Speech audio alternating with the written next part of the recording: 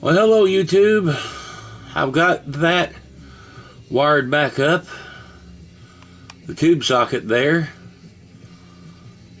As far as I know, it's wired correctly. And then up here,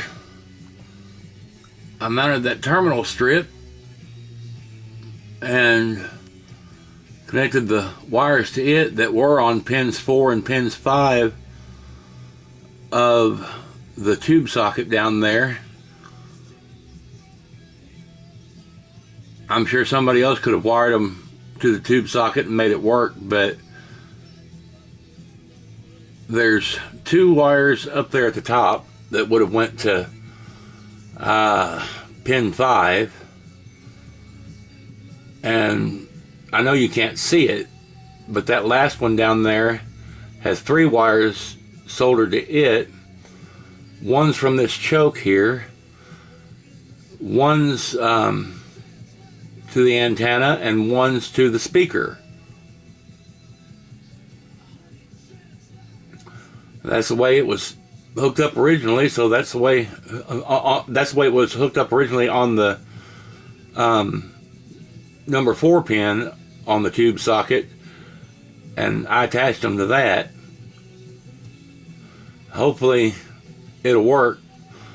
I'm not ready to test it just yet.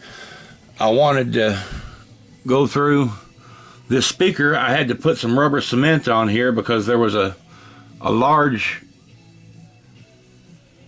tear here and across here. It didn't tear straight through. Let's see, here and across, it didn't tear straight through. It tore through like 2 separate plies of the paper, and so I used rubber cement to seal it back, and I'm hoping that's going to work. Now let me flip this over, and if I can, we'll get up there. Now I haven't touched the speaker or anything, so I mean, it's not like I put my meat hooks through it. And there's a hole right there that I put rubber cement on as well to try to repair that.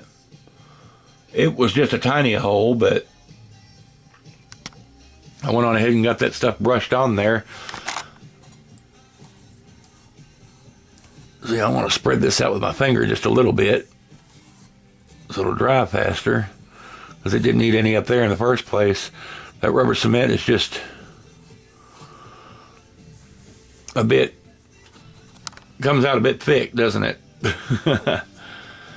All right, well, after the speaker dries overnight here, I'll come back tomorrow and try to power this radio up, and we'll see what happens. This is Gary, signing off.